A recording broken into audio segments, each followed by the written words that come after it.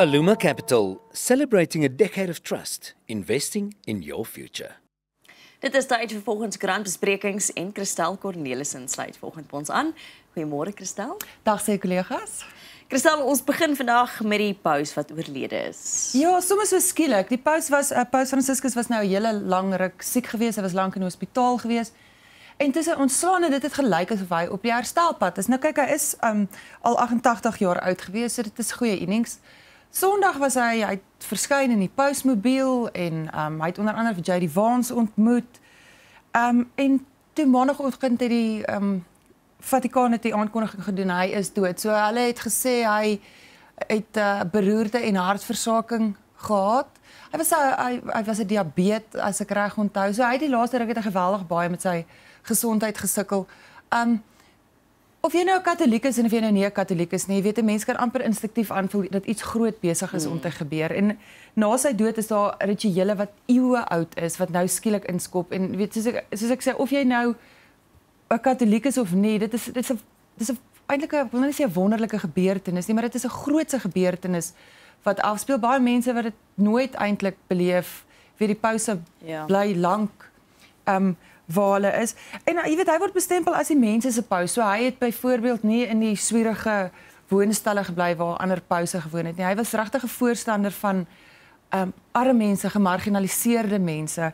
So ek dink ek het gelees hulle sê 1,2 miljard Katolieke is hierdie regtig, dis 'n hartseer gebeurtenis, maar dit is 'n mooi gebeurtenis. Al hierdie dis 'n tradisieryke 'n ding wat gebeur. Nou wat hulle sê, weet dit is nou oor Paasnaweek, dit in die Christelike kalender is 'n geweldige belangrike gebeurtenis. Ek het gelees die wêreld, ek het ergens iets gelees die naweek wat sê die wêreld maak leë belofte, maar op Paasnaweek is daar 'n leë graf met soveel belofte. En jy weet dit is eintlik half mooi dat die paus in hierdie spesifieke mooi tyd is hy toe nou terug na sy vaderhuis toe.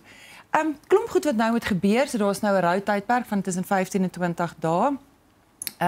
Die kardinaal sal vandag begin bymekaar kom, hulle moet nou 'n begrafnis reël. En dit is nie soos ons 'n begrafnis reël nie, hierdie is 'n meer senior begrafnis en dan moet daar nou natuurlik gestem word vir 'n nuwe paus. En dit is ook 'n interessante gebeurtenis, nee, ons almal ken die rook. So hulle gaan in, is 'n baie geheimsinnige ding, daar's verskillende ronde stemmerye. Swart rook, daar's nie 'n nuwe paus gekies nie, en wit rook, hulle het 'n paus gekies. So dit is wat dan nou volgende kom. Nou is dit eers die rou tydperk, en dan moet 'n nuwe een gekies word. Maar soos ek sê, dis 'n historiese gebeurtenis om deel van te vorm, selfs al is jy nie naby 'n Katoliek nie. Dis interessant, ekskuus, want hulle sê ook, jy weet, met die stemmery, verstaan dat dit regtig, dit kan tot weke of maande wees, dit moet 'n meerderheid ook hê waarmee stem. Ek het gelees, hulle sê van die kardinaals, ek praat in die ou tyd soos my kinders, is dood in die stemmery. Dis presies. Van so lank. En hulle word heeltemal ook afgesonder van die buitewêreld, sodat hulle geen buite-invloed het nie. So hulle het nie fone nie, hulle het nie internet nie, hulle het nie 'n koerant, hulle het niks. So jy moet nou daar, en dan moet jy ook stemme werf, want nou vir wie gaan jy stem? So dit is wel interessant. Kyk, toe Franciscus gekies is, hy was eintlik so 'n buiteperd geweest, nee, hy was nie die voorloper geweest nie. Ek weet nie wie nou volgende is nie. Maar dit gaan 'n interessante tyd wees om. Hy was 'n interessante paus, hy het baie van die ou tradisies het hy op sy geskuif. Iemand van hom op 'n stadium gesê, die kerk is so ryk en daar's soveel geld in die Katolieke kerk, toe sê hy wens hy het 'n arm Katolieke kerk gehad met arme mense vir arme mense. Hy het nog baie goed gesê wat die ou Katolieke, ortodokse Katolieke nogal dwars in die krop steek. Baie. Maar 'n man wat vrede voorop gestaan het. Ek lees in die artikel, hy het die gemeente in Gaza vir die laaste jaar, elke dag het hy die gemeente in Gaza gebel, elke môre om te hoor hoe dit met hulle gaan. Ongelooflik, nee, hy was baie uitgesproke veral oor die konflik in Gaza gewees. Ook vir samewerking tussen gelowe, vrede. Dit is wat hy wou gehad het. Jy weet, 'n mens kyk dan verby 'n denominasie of wat ook al. 'n man van vrede kan 'n mens net dankbaar voor wees. Gebly tussen die ander biskoppe in die gastehuis in 2 slaapkamers, 'n 2-kamerhuisietjie, saam met hulle bus gery in die oggende, hy het nie sy eie kar en sy eie penthouse gehad nie. Dis nogal interessant. Die mense is reg, nee, die Katolieke kerk is ongelooflik. Ja. welvarend. En is lekker om te sien. Maar eintlik moet hulle koffers leeg wees. Jy is heeltemal reg. Hulle koffers moet leeg wees. Daar's te veel armoede daar buite vir hulle om goud op te pot. Verseker. Dan terug op tuisbodem, 'n groot dag in die hof. Yes, na die Wes-Kaap by die Hooggeregshof. So vandag is die DA en die EFF se aansoek teen die BTW-verhoging. Nou wat is ook nog 'n historiese dag, want die EFF en die DA kan oor baie min dinge saamstem. Die BTW-verhoging is dan nou een. Nou, dit word is 'n aansoek in 2 dele. So die eerste een is om die besluit tersyde te stel, die 0,5% verhoging, en dan die tweede een is om te sê die proses is kan nie so wees nie. So wat die DA sê is die parlement maak wetgewing, LP, so nie die uitvoerende gesag nie. So hulle gaan nou hof toe weet om te vra vir hierdie bevel. Ja, dit was 'n interessante tyd gewees. Julle sal onthou toe daar gestem is ten gunste van die fiskale raamwerk toe hy deurgevoer is. Mense soos Herman Mashaba het gesê nee, die BTW-verhoging gaan nie gebeur nie. En toe 3 dae later toe sê FNB en wou daar kom en hulle SMS'e, hallo julle, dit gaan nou so gebeur. En almal is toe 'n bietjie verward wat gaan gebeur. So ek dink die een ding wat seker is, ons gaan hof toe, is dat ons op 1 Mei 'n BTW-verhoging gaan sien. Sjoe. Of hulle dit hier gaan stuit, is ek nie oortuig nie. Dat dit 'n presedent kan skep vir hoe dinge in die toekoms gaan gebeur, waarskynlik.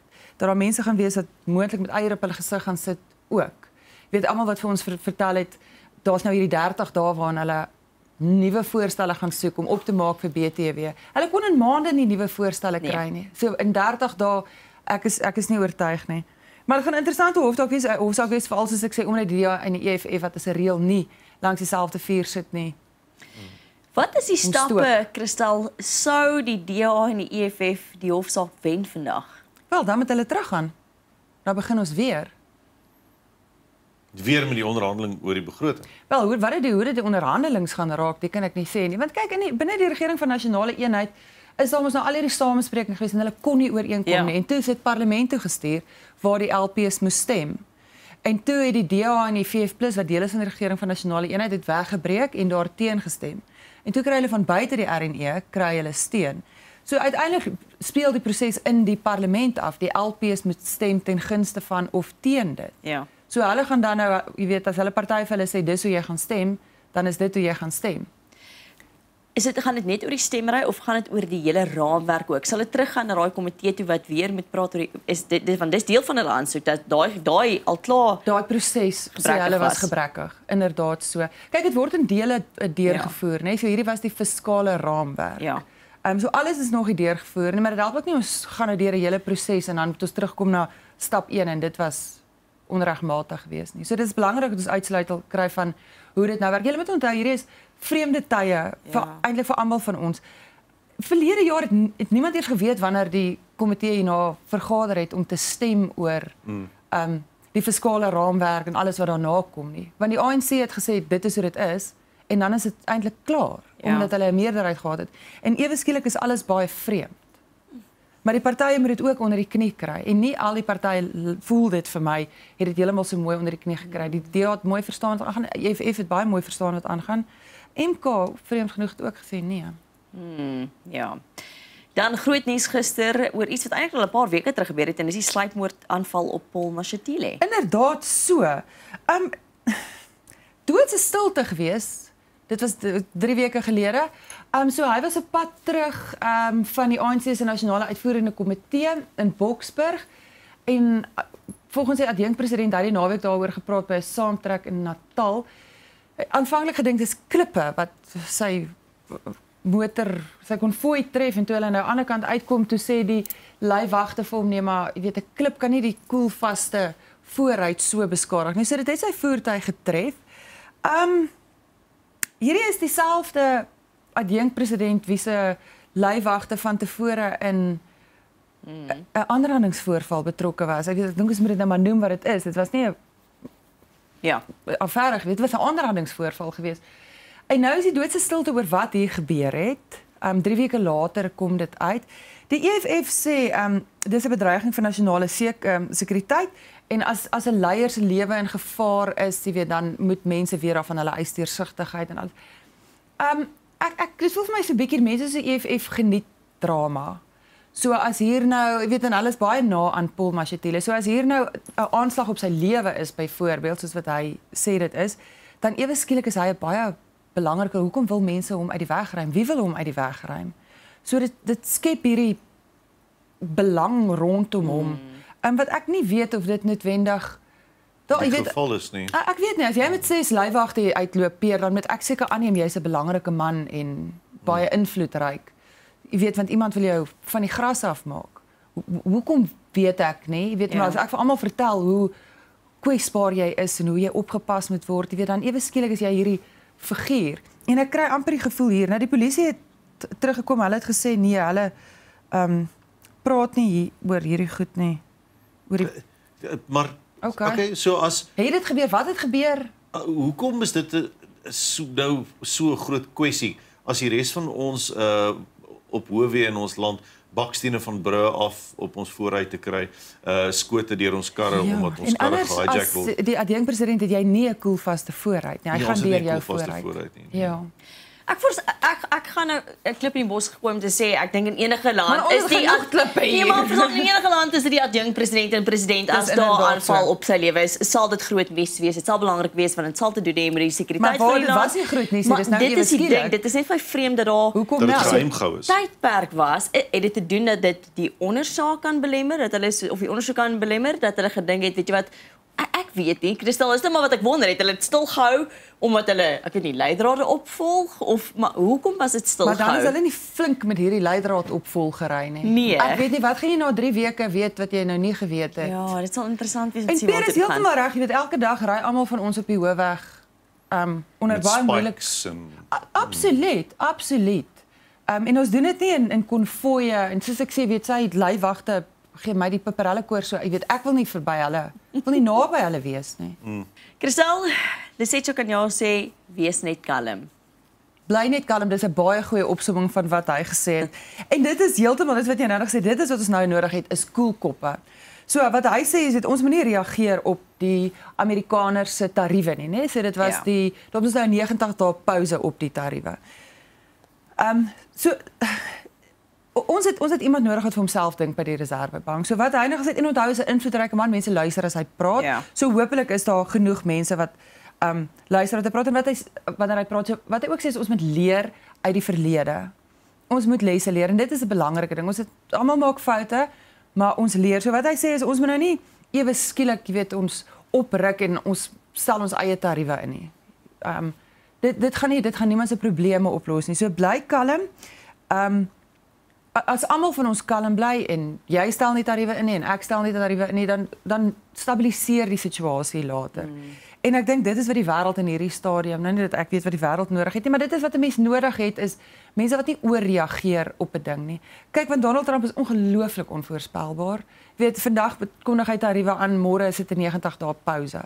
Jy weet, so dit help nie ons reageer op elke nik en gril nie. Ons moet nou besluit wat is die beste vir Suid-Afrika. Hoe gaan ons handelsbande oral versterk? Waar kan ons nuwe markte ontgin? En dan wanneer hy nou besluit het wat dit is wat hy wil doen, dan gaan ons weer aan. Maar dit help nie ons gooi ons eie appelkar om, jy weet, in reaksie op hom of jy reageer uit woede of uit vrees of jy weet, gee tree terug. Raak rustig en dis presies wat die president van die Reservebank sê, dink daaroor en neem dan 'n besluit. Dis baie goeie advies van hom. Mens wonder net, het hy teruggestaan toe en besluit waar Pala se kontant vandaan kom ook by die Reservebank? Vra maar net. Julle met julle klippe in die bos vandag. Ek sê maar net. Ek vind dit baie steurend. Dit was interessant ook, want gister het ons... Hy's ook net 'n mens. Ja, nee, gister het ons juis gelees van China wat 'n Boeing klaar teruggestuur het Amerika toe en Arme Boeing vat shots. ja, die drama daar, ons weet ook, jy het nog gepraat van die president wat gereeld, jy weet, aankondigings maak. Ons het ook gehoor van die ambassades, al die ambassades in Afrika wat gesluit moet word. So mense weet nooit wat om te verwag nie. So eintlik al wat jy kan doen is nie om te probeer kompeteer met jy sê iets, ek gaan nou iets terug sê nie. Nee. Soos vat net 'n stapie terug en kom ons dink net Kyk, nigter hy sê daaroor. hom hy sê hy spaar geld. Hy wil die geld met werk vir Amerikaners. Nou ons het vroeër hieroor gepraat. Dit was eintlik Action SA geweest dat ook vra oor Suid-Afrika se ambassades gehad het onder andere in Afrika. Weet en dit was nie vreemd nie vir my was dit okay, miskien het ons nie soveel ambassades nodig nie. Miskien het die Amerikaners presies dieselfde gedagte gehad. Miskien het ons ook ambassades wat nie vir ons werk nie en kom ons maak hulle toe. Miskien is dit net, ek weet nie, hy is te onvoorspelbaar. Dan Kristel, Staatslijkhuis in Bloem is nou gedeeltelik ook na 6 maande. Hierdie was vir my 'n interessante storie. Miskien is dit wat ek lees nou 'n boek van Dr. Ryan Blumenthal. Hy's 'n forensiese ondersoeker.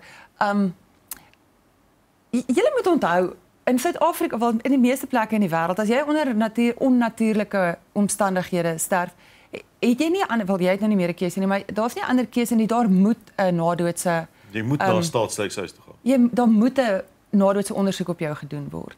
En dit is belangrik om goed soos hierdie werk.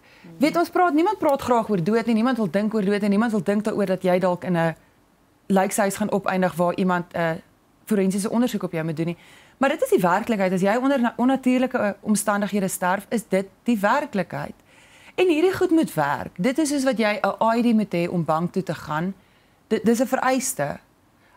Dit beteken binnelandse sake moet werk en presies dieselfde hier. Nou, dit was na 6 maande is dit nou gedeeltelik oop. Weet, hierdie is nie aanvaarbaar nie. Dit is nie my keuse of ek daar wil opeindig of nie opeindig nie. Maar die staat moet sorg dat dit werk. En dit is my 'n skande dat dit maande lank het dit nie gewerk nie. Nou hulle sê hierso, daar's geen agterstand met lijkskouings nie.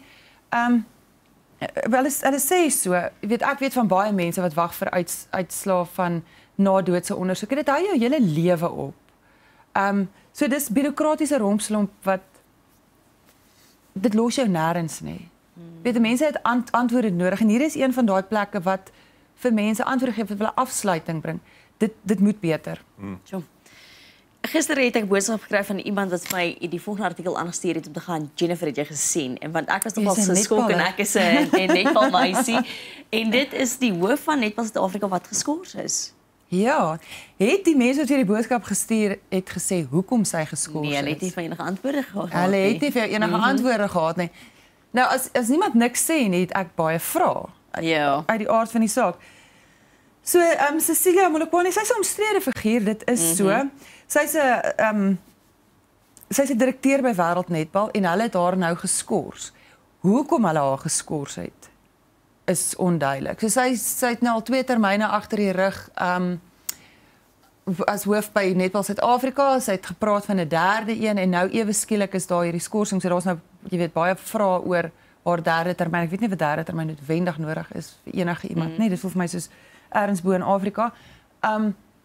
Maar ek het te veel vrae. Ja. Hier en soos ek sê, sy is reeds iemand oor wie daar in die verlede al baie vrae was, onder andere oor nepotisme, haar gedrag teenoor sekere mense, die Wêreldbeker as ek reg onthou, daar was baie kritiek oor die organisering daarvan. En vir iemand soos jy wat 'n netbalspeler is, jy weet mense wil weet wat hier aangaan. Ek dink met alle respek, baie van ons sportsoorte sukkel altyd vir al ons kleiner sporte, om befondsing te kry, om te groei, ondersteuning te kry. Ek dink netbal het op 'n plek kom waar ons uiteindelik so bietjie gesonder is, bietjie meer ondersteuning het, baie van die spelers kan bietjie meer professioneel speel, gaan speel oor see. En die nagevolge van dit is hulle het gesê as sy nou pos bly hier in Suid-Afrika, gaan hulle die Suid-Afrikaanse span skors. So die nagevolge van iemand soos sy wat in op pos bly is nogals groot vir ons span wat so hard werk en onder Jenny van Dijk en die res van die spanne om ons op te bou, voor te berei vir die volgende Wêreldbeker, net om te gaan, okay, daar's nou te veel politiek, ons kos nou eers die land. Soos my hart gaan uit aan die spelers toe wat ook op hierdie stadium seker vra het en moet dink, okay, maar wat gaan aan? Wat nou? Ja. Ja, dis baie sleg, jy weet die spelers, dis presies wat jy sê, op voedselvlak word daar so hard gewerk en mense stort hart en siele in en dan eers daarbo het iets gebeur waar jy eintlik geen beheer het, nê? En wat nou?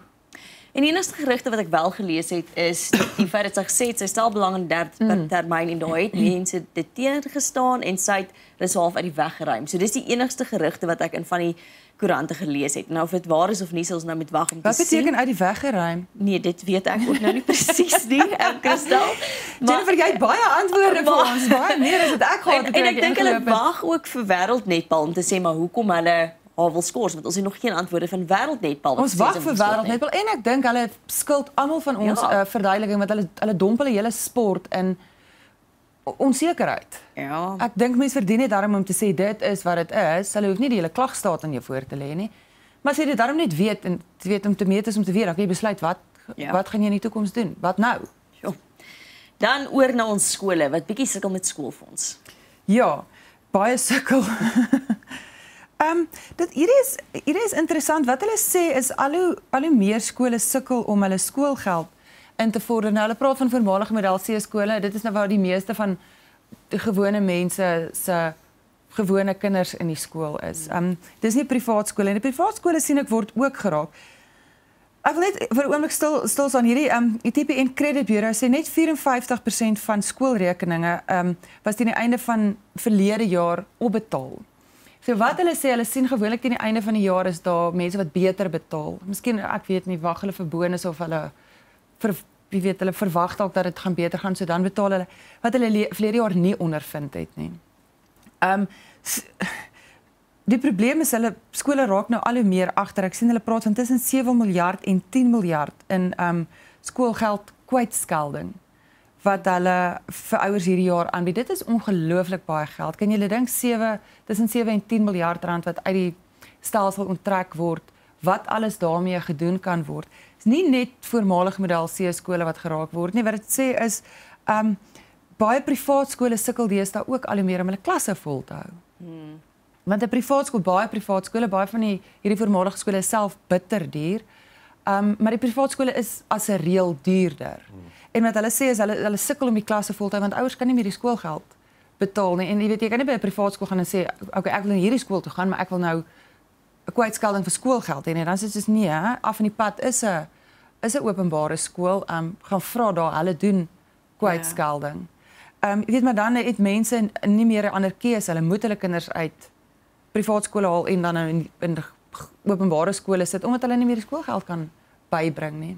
Ek dink baie van die skole het ook genoem in hierdie berig, hulle doen moeite. Hulle probeer 'n fonds stig om kinders te help en al hoe meer soos jy gesê het, al hoe meer kinders te help wat dit nie kan bekostig nie om ouers by te staan. Maar ek voorstel skole kan ook net tot sover toe help. Verstaan, hulle het ook salarisse wat hulle moet uitgee en fasiliteite wat hulle moet onderhou. Ja, as jy net kyk na skole se munisipale rekeninge, dit is astronomiese bedrae geld. Ek dink wat mense ook hieruit moet vat is as ouers moet ons prioritiseer. Wat gaan ek doen? Gaan ek my kind se skoolgeld betaal of gaan ek weg vir die naweek? Dis dit moet begin te doen met 'n betaalkultuur. Absoluut. Soos wat sommige mense nie hulle krag en water betaal nie. Betaal ook nie skoolgelde nie. Dis al 'n bietjie van 'n betaalkultuur ook. Ek weet daar's mense wat dit kan bybring nie. Maar 'n groot mate daarvan is ons word voorsiening gemaak daarvoor. Ek dink dis die regte ding om te doen. Ja. Is om as jy kan betaal, om jou skoolgeld te betaal. Nee, jy weet, ek dink ek gaan hierdie maand die skoolgeld of ek dink ek gaan liewers ietsie lekker doen hierdie maand. Dis nie hoe dit werk. Ja. Vir my nie. Weet jy, ontneem iemand anders dan van 'n geleentheid omdat jy dit vir jouself wil lekker maak. Dan Kristal, ons moet afsluit met Tonight want dit is so mooi, mooi storie. Uit 'n goeie einde. Ja, uit 'n goeie einde, ja. Ja, dis die polisiehond met die naam van Night en julle sal sekerlik nou sien hoekom sy naam Night is want hy is swart soos die nag. Hy het 'n huisbreker vasgetrek. Daar sit Night, is hy nie pragtig nie? Hy lyk of hy glimlag net tot hy jou. Ja. En sy mond het.